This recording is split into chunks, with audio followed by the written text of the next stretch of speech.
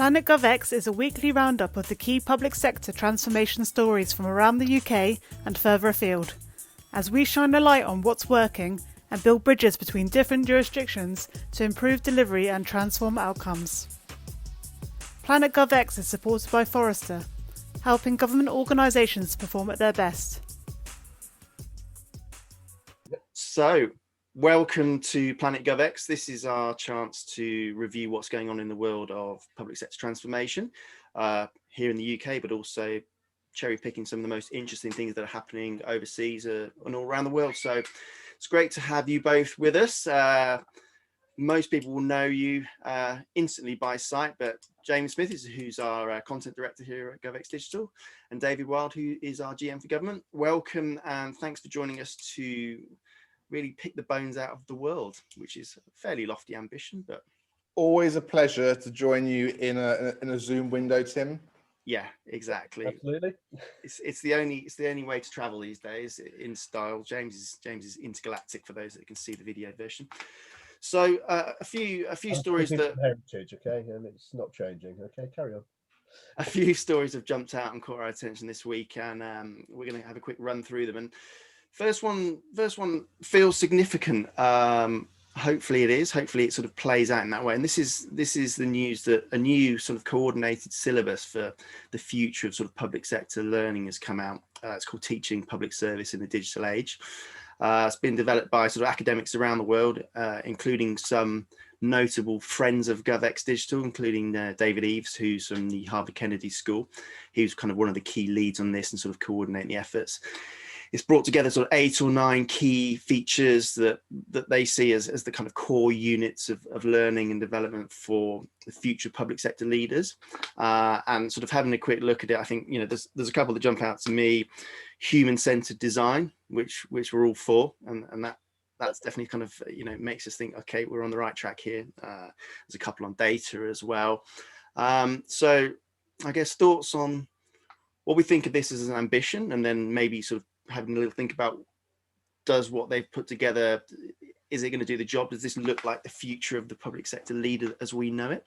Yeah, I mean, I think so. You touched upon it. I think what's interesting here is the immense credibility of the people involved in this. Obviously, you mentioned David Eves from Harvard, but there's a number of other friends of ours who are involved, like Honey Dekane, who was formerly the director for the Digital Academy at the Canada School of Public Service. So there's a sort of a whole roster of people. John Steinberg, I know, Tim, that someone sort of you sort of follow quite closely.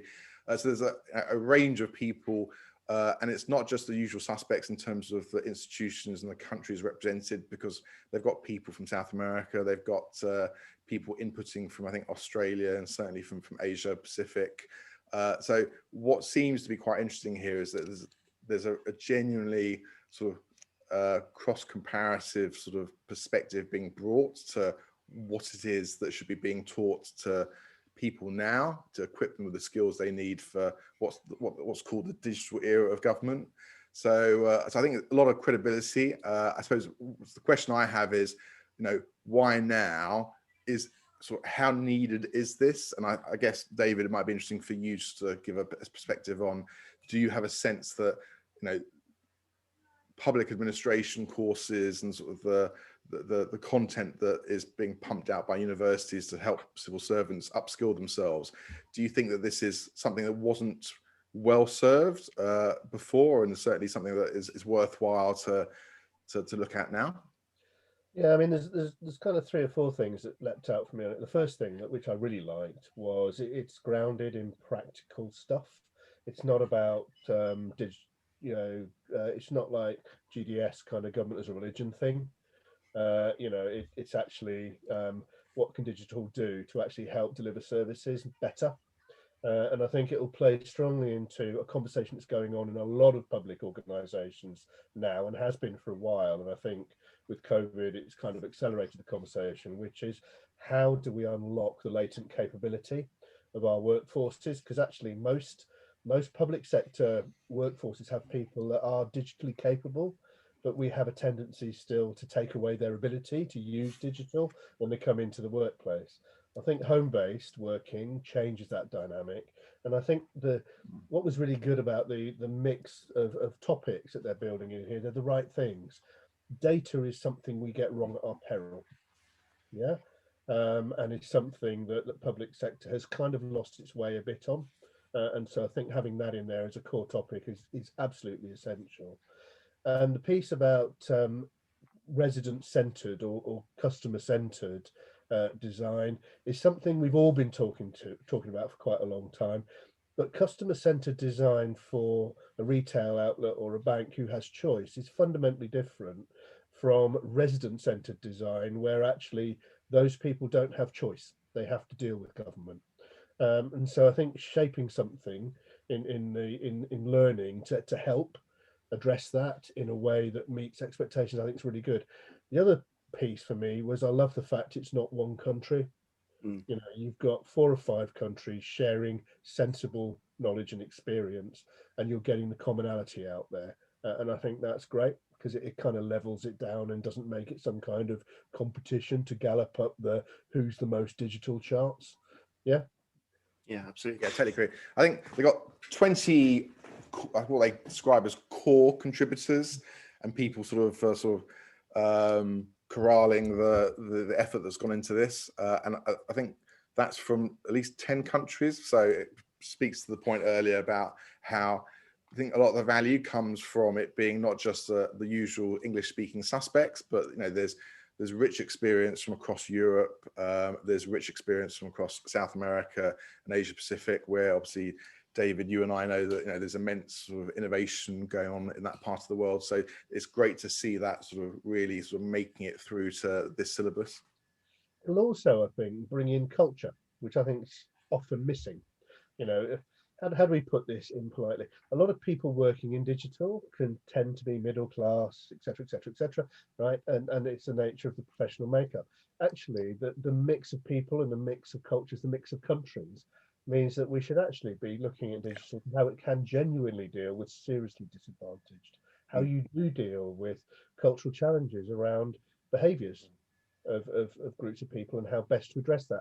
So I think the richness of what we'll get out of that breadth of people, I think, would be really quite powerful and positive for countries to experience and share.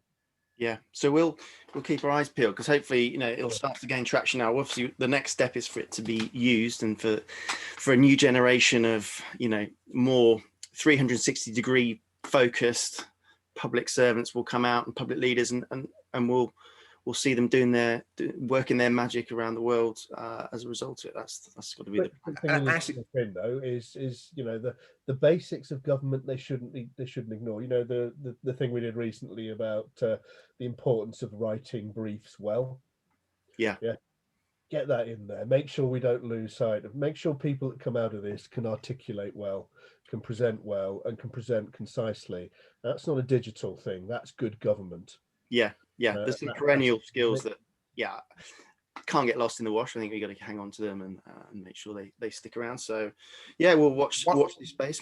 One last thing to say, and I feel like I'm a bit of a cheerleader for them, but all of this content has been put on the web under a Creative Commons license, so it's freely available for anyone and everyone to dip into, take a look at. And beyond the sort of the high level competencies which it identified and which we've touched upon, I'm sure we'll put in the show notes for this episode, but beyond those competencies, they've actually broken it down to a series of individual lessons with sort of lesson notes. And I believe that David Eves has even sort of started sharing videos of actual lessons in support of these competencies, which he's been delivering in Harvard. So that's also available, or soon to be available, online as well. So all in all, I mean, this is just, I think, an immense treasure trove of original thinking and application about issues which we all obviously have just been saying we recognise. Yeah, and so say all of us. Happy to support them and look on with interest to see how it all takes hold. So next up, I wanted to talk about BCP Council, the artist formerly known as I know this one, Bournemouth Christchurch Poole. I suppose BCP saves ink when they're sort of printing out branded materials. So this is one that James, you flagged with me. So they're basically, I guess, going all in on digital transformation in terms of their services. So headline stats is that they're making a one-off investment of 38 million by 2023.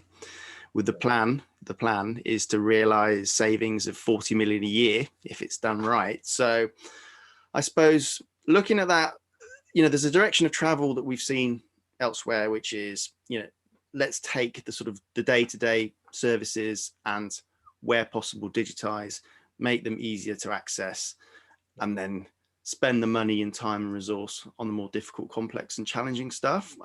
So on the face of it, this looks like more of the same. But I guess, what's your take, James? What are you seeing here?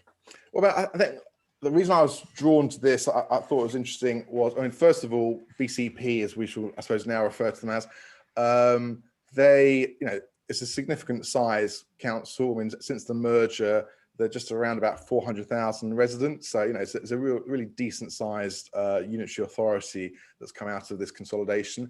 And I think that what they have been working on since they consolidated into a single council around about 2018, what they've been working on and working through and have now announced is essentially steps that many other councils are looking at, have been recently looking at in light of sort of, whispers about local government reorganisation, obviously the impact of COVID on finances and on the delivery of services. I think that what they're doing, they're probably 6 months, a year ahead of a lot of decisions that other councils will soon be taking. And so it was just interesting to sort of see the scope and the various areas they were sort of signalling were important to them. Because I think that, David, certainly in the conversations you and I have had about local government recently, they seem to be very much sort of aligned to what you've spoken about in the recent past. Yeah, I think so. It's very similar. It has been done. Cornwall back in 2016-17 did something very similar, and they did it exactly on the back of the same thing that BCP are doing, which is unitarisation, control of our own destiny, simplification of the government structure to that single entity, and then investing heavily in digital and technology to unlock its capability. It is one of those. It is an opportunity that any organisation should take on that transition funding they have to do that fundamental reshape before they get locked into BAU. Yeah, and so the timing is spot on. I think the interesting dimension around this one, which Cornwall didn't have, of course, is the reality of COVID and what's happened there. And backing up on that is the fairly fundamental rethinking going on around the estate. Our offices, our how we work, and all of that stuff. So it was good to see that in the BCP proposition. They're being right up front about their civic centre. Do we need it? Should we reshape it? The bit that concerns me slightly that I'm not seeing coming through there is the collaboration question with the other public services in Bournemouth, Christchurch and Poole. So it would be interesting and be good to see more engagement with the likes of health, Department for Work and Pensions, housing, the housing side of the business, to see some of that brought together, and some of the things I've spoken about and others speak about around moving to collaborative working environments, so you don't end up with 4 government buildings in a row on a street. Yeah. Why? So I think there's something around that. I will watch with interest the business case. The challenge still with a lot of digital projects is throwing big numbers out and turning them into even bigger numbers on revenue. I kind of get the need to do on one level, but actually it's not about purely saving money. It has to be about redefining the relationship and the way in which you deliver service for resident. Yeah, and almost the efficiency is a byproduct. And so there's always that caution that if something's driven by a bottom line purely, do you end up making the right decisions? So that'll be interesting to watch as it moves forward. And 38 million to turn into 40 million a year saving that's a big target. It's punchy. So we'll see. We'll see again. There's a couple of points you made there which segue quite nicely onto the next thing I want to point out, which is that I've been sort of covering this over the last week or two. So there was a survey came out from the FDA Public Servants Union ended last week or the week before. They do an annual sort of working hours survey of their members, so thousands of public sector respondents to that.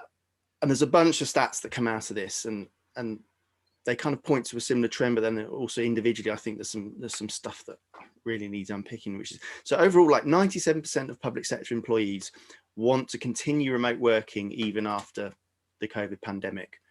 Big caveat, whenever that might be. And therefore, this idea of everybody returning permanently to the office seems to be sort of fast fading. It's not a kind of all or nothing thing. It's not 97% of people want to be at home permanently. The stats that they sort of broke this down, and it's a kind of sliding scale. So it was 26% would like to work from home for 80% of the week. 32% would like to do 60% of the week, all the way down to only 9% would like to work from home for 20%. So somewhere in the middle is this sort of happy ground, this kind of blended model that we've heard lots about. And I'm curious to know how you then make this happen. You know, we've got offices, we've got buildings. What happens to those? What do we do when we are in the office? You know, are we there just to hang out and have a chat and do some brainstorming, or are we there to do other specific tasks? And then there's another piece that I want to sort of grab at the end. I'll let you both have your sort of thoughts on that. And then there's a piece around sort of what people are doing in the meantime from home and how it's impacting them. So I'll hold that thought and come back to that. But initial thoughts on where this sort of headline stats are taking us in sort of like the future of public sector work. What do you think? Yeah, I mean, I think it's not a surprise. It really isn't a surprise. I mean, and I think it's just repeating what we're seeing coming out from all sectors. And I think it's a reflection of the recognition of freedom and flexibility people can get, and actually putting to bed the myth about working from home decreasing productivity. I think that one's pretty much done now. The challenges around it, I think, are going to be around logistics and around team dynamics and how that kind of works. So I don't think it's just a question of working from home or working flexibly. It's also around leadership and how leadership needs to change. You know, line of sight management, Taylorism, all that kind of traditional stuff that people did ain't going to work in that environment. And equally, leaving people out there without kind of guidance and leadership and direction isn't going to happen. So what has to go hand in hand with this is a much more mature, grown-up approach to how you manage and drive productivity in the case of the public sector, which is around improving customer outcomes and delivering what residents need and growing economies and all that good stuff. So I think that for me is the great to see a bunch of data that reaffirms what we already know. Now let's have a proper conversation about how management and leadership needs to change to embrace that. Yeah. If we don't, we're going to lose staff in the public sector because they don't stay for the money. Right? Yeah. They stay because of a passion in public service and reward in how they can deliver well. That's the key driver in public service. Yeah. So that you're going to have to balance those two things and make that happen. So leadership will have to adapt, and leadership is going to have to step up and is going to have to grow that. I was having a conversation 6 years ago in Essex. I was doing some stuff around work's a thing you do, not a place you go. So this was long before before COVID. So this again isn't a new conversation. I think what COVID has done is it's absolutely cemented the reality of it happening. Okay. Yeah. Offices, right? Okay. Public sector has a massive duty, and local government in particular, around place, around how you design place, the quality of lives that people have, where they live, work, their leisure time. I look at this and I think a massive opportunity to release real estate to fix other problems and reshape how we do live, work, and enjoy our leisure time. So we shouldn't be concerned about consolidating and freeing up office space. We should be looking at it as an opportunity to deal with the issues that we were all moaning about before this happened around there's not enough housing, too much high density housing. What about out of town shopping and how do we deal with that? What's going to happen with online shopping and the death of the high street? By the way, it's happened. You know, so let's deal with that, take that forward, and local government working with central government, there's a big opportunity to come out of this kind of tragic scenario to actually do something pretty fundamental in those urban and suburban areas to improve quality of life across the board. Yeah, so let's grab that. And please, let's get away from Organisation, you know, you guys have heard this before. One of my big bugbears: organisations and their own ivory towers. Leave it. Not important. If you really want an ivory tower, make it a website if you have to, but don't make it a building. We're so beyond that now. So I totally agree with the thrust of everything you said, though. The thing that I haven't quite sort of worked out, I suppose no one's worked out yet, is that what do you do about bringing on the next generation of talent? Because, you know, I learned stuff by being around people with more skills who, even if the onboarding and the training and the mentoring sort of missed bits, I was able to reach out to them sort of, you know, not just at the water cooler, but by sitting next to them and saying, you know, why did you do that? Why did you say that? What should I do in this situation? So, I mean, I feel that for people, I'll say this charitably in my case at least, but for people who are mid-career professionals, it's okay for us to sort of say, well, you know what, I've got the social network and the clout to sort of reach out to people and get information I need within the organization or from elsewhere. But for people who are new into an organization, they don't have that same level of sort of social network to draw upon to give them the answers and to empower them. And I just wonder, you know, granted, we're all going to be spending a lot more time at home working in future. It will obviously be hybrid, but you know, the majority of people in that survey want to spend the majority of their time working from home. But where does bringing on talent fit within that, do you think? Well, and I think it comes, I mean, what was reassuring actually about that, you know, about that survey was the relatively small number of people that want to work from home all the time. That kind of makes sense. That's good, actually. You know, we do it, but it doesn't work. It doesn't work for very many roles. And this is back to my earlier point about, yeah, there's still going to be offices, but don't make them the offices we had. Make them the offices of the future. Make them collaboration spaces. Make them multi-agency collaboration spaces, so that not only can people learn and develop the way you've just described, James, within their organisation, but they can learn from others. And actually, it would deepen the public service experience and probably improve the overall result coming out the other end. And also, right at the beginning of this session, we talked about this digital skills and the learning and the capability stuff the likes of David Eves are doing. Bring that into the mix. My challenge back on the education piece, yeah, is how do we get people to start learning about that building networks earlier, rather than going through a 5-day-a-week sheep dip thing in an office and growing it till they are in their mid-career. I'd like to see more people building social networks younger. So take that into secondary, further and higher education, and then start embedding this kind of behaviour, this kind of working practice into education as well. Yeah, I mean, there's a redesign of almost every aspect of sort of people management is going to be needed. I mean, the stats that are sort of further down this report are around people's well-being and mental health, and the way in which, largely speaking, people haven't clearly sort of said, oh, it's the 9 to 5, but it's at home instead of the office. People are generally working longer hours. There's not this sort of cut-off point of my train's going to leave, so I'm going to leave the office now.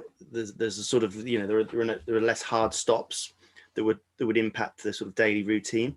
So most people are working longer. The time that they would have used commuting, they're still working. So how people are, I mean, you know, we're getting on for a year into this. That's not proof of long-term patterns yet. So there's a sort of well-being time bomb potentially ticking away here, which is how do people cope with this, you know, living within and working in the same four walls. You know, 5 years ago, if you said to me, oh, you can work from home most of the time, fantastic, sounds good, don't have to spend money on trains, you know. But then after 10 months of it, you realize, like as you said, there are things that are missing, whether that's that serendipity, whether that's just the sort of outlet, whether that's the mental shut off of I've finished work now. So all these kind of blurring of the boundaries, you know, for the HR profession and for sort of people leaders within the public sector, there needs to be this completely sort of fundamental redesign of how you manage, how you know, monitor well-being. We've talked a bit before about sort of how introverts and extroverts are coping, and you know how they see this sort of new culture. So, well, granted, it's not going to be 100% from home as we are been forced into, but at the same time, you know, I know somebody that's just started a new role, managing a big team without ever being in the room with them.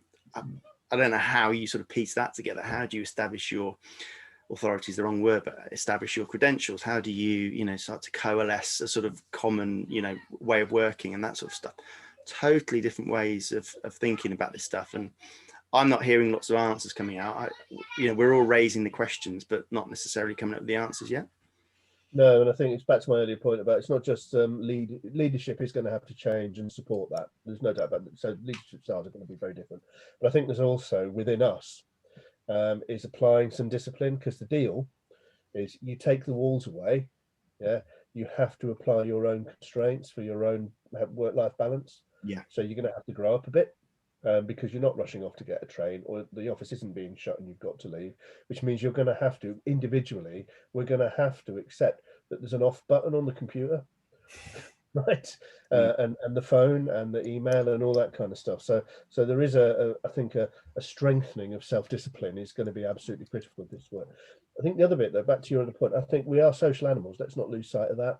And back to my earlier point about collaboration spaces and that kind of new kind of future state work environment needs to be so people don't become tribal about the destination, but are able to meet in professional spaces where they can do that kind of social work. One of the pieces of work I did with some social care teams a number of years ago was exactly that, was when they meet to do case conferencing around really sensitive stuff, whether it's children, vulnerable children, that kind of thing. Don't drag everybody to County Hall because that's where you're headquartered. If most of them are in the northeast of the county, find an office up there and you travel. Because why do you make 10 other people travel that huge distance if there's somewhere you can go to? So thinking, I think, more sympathetically about where those teams can meet, whether they can coalesce, and how you can collaborate and work together, but be more aware of more in the way of physical environments to do that, not just coffee shops. Can't really do childcare in a sort of vulnerable children in a coffee shop for obvious reasons. I think there is something in that. So it does lead for me to another question. And who will do this? And I think public sector could do this, or companies like Regis already do it. Is how do we move to a world where companies are not bound by having to have fixed assets all over the place, but are easily able to access the right kind of fixed assets as they need them? Yeah. And that's a big question on the whole office accommodation, future state property thing. Yeah, I mean, full disclosure, I've never been in an office so late that somebody said, "We're locking up, Tim, you need to go home." It's not how I've rolled. You need to work in the civil service, Tim. Yeah. My life of flitting around doing media and marketing has served me well. And I think that if we take a step away from the idea of it's 9 to 5 or it's a long 9 to 5 stretching to 7 or whatever, I think that in a sense we've been liberated to say, well, let us redefine our own working day to suit our own biorhythms. Like, I'm an early bird. I like being up and sort of active and working from 6:30ish onwards, and I enjoy the opportunity to say, well, you know what, I'll take a little bit off at the other end of the day. And obviously, you need to be sort of, involved and working around about the same time as your colleagues, because that makes sort of collaboration easier. But even that, I think with new tools emerging, asynchronous sort of collaboration where people can be working on the same project, same document, but not necessarily at the same time, it's going to be easier to do that. I mean, one of the friends we've got at Bays, a guy called Justin Placide, he sort of goes to great lengths to explain to people that he works odd working hours, which extends across the weekend, and sort of very early. He's an early bird like myself, but also very late sometimes. So, I think that the idea that it's a variation of 9 to 5 is one of the things that we don't have to be chained to, and we can begin to sort of reconfigure that to suit us as individuals. So, yeah. So the moral is you need to be flexible. You need to be thinking about this stuff right now. I'm sure most organizations are, of course, but we don't know exactly how it will play out. So that's going to be the challenge, is making this stuff stick and not leaving anybody behind along the way. So big challenge ahead. Busy year for HR folks, that's for sure. And the last thing I wanted to look at, and James, I know you sort of jumped in on and saw some of this, it was obviously Holocaust Memorial Day this week, and civil service held a very moving virtual event. And I guess what was important was that when we can't physically come together, we still find a way to think together and be together sort of emotionally and in our thoughts. James, tell us a bit more about that event that you. Yeah, I mean, it was organised the day before Holocaust Memorial Day, just so that the video could be shared across the civil service, and I just found it both very moving. I mean, I've been to Auschwitz as a university student. I visited, and it's obviously a profoundly unsettling place, which lives in the memory, and certainly I've carried that with me in later life. So I suppose I feel connected in the sense that I've been to the place where this happened.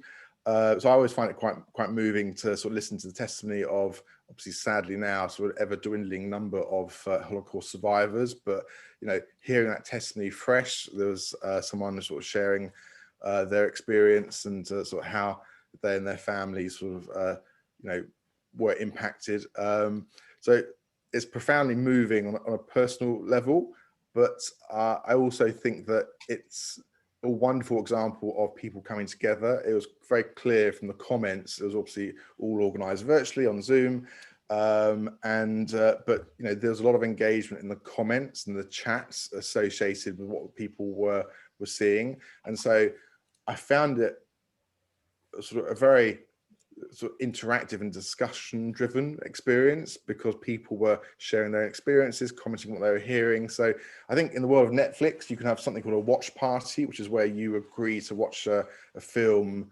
in different locations, but with friends and sort of random strangers perhaps. And there was that sort of watch party feel to this, obviously very sober and serious, but people just sharing their own experiences. And Holocaust does not just apply to what happened in the Second World War. There's been many more recent examples, sadly, Bosnia and elsewhere in the world. So people were, sharing experiences from their families in other settings. I just found that a very valuable experience. And last but not least, the fact that this event was being held, as you just said, at the same time as we're all experiencing COVID, it brought people together. But it also sort of really made very explicit how this transcends the day-to-day, even when the day-to-day is absorbed with something like COVID. And I found it very moving.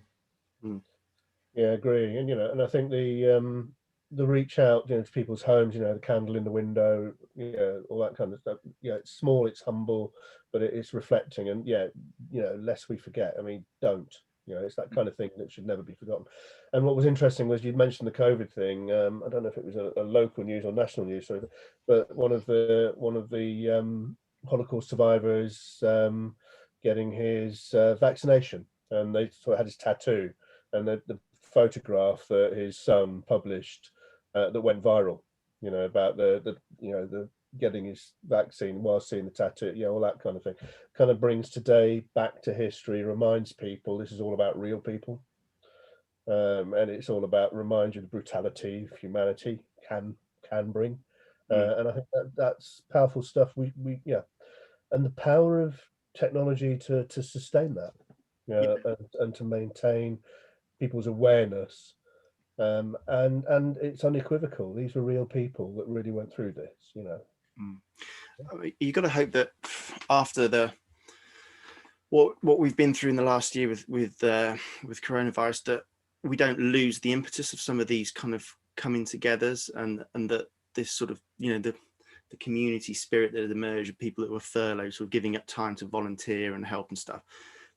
That if we can keep some of that, then there'll be at least some sort of positive legacy coming out of it. I mean, we've just been talking about how our lives are changing, where we're going to be, people spending less time traveling and commuting, starting to, fully embracing the idea of technology as a way of having meaningful interactions, as opposed to just a sort of remote, face on a screen.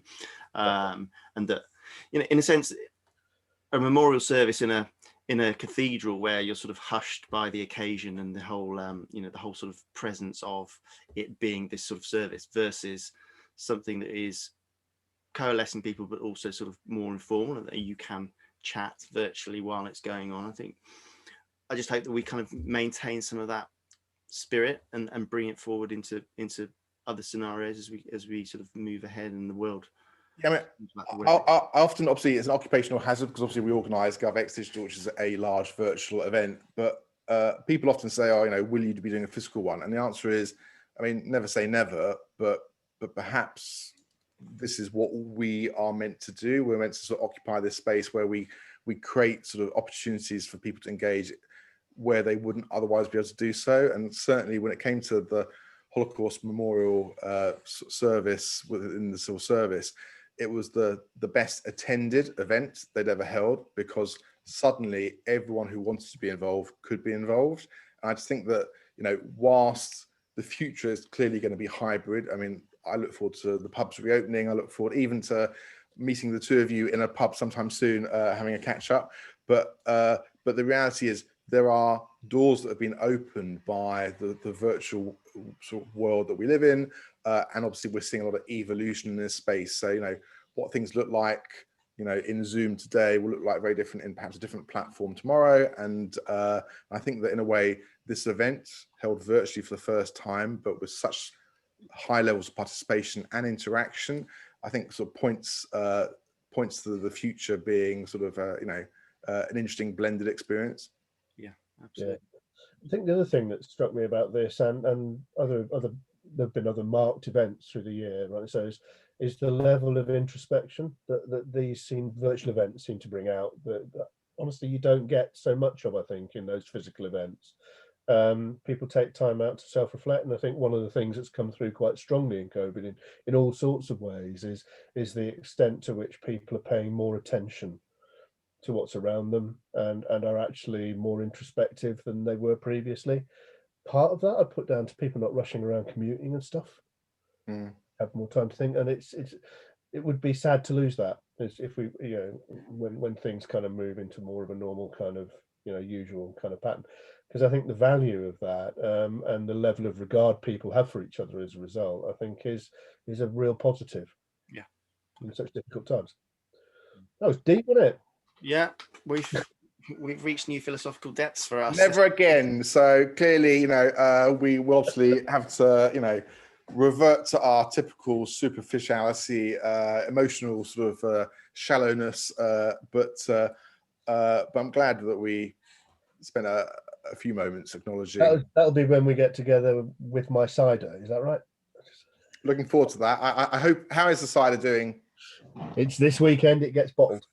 Can't tell you how excited. Having been talked by you through the entire process from just before you picked the apples, I believe last year, all the way through. I'm very excited to obviously bring this to a sort of a fitting conclusion, hopefully sooner rather than later. Yeah, absolutely. All right. Well, I think it's the time to wrap it up. I think we've covered a fair part of the world, if not all of it. James has had the world in his background the whole time as well, so that's a nice visual metaphor for us to belabor. So I just say thank you to you both, and we will reconvene soon to put the world to rights and see what's going on in the world of Planet GovX. Cheers.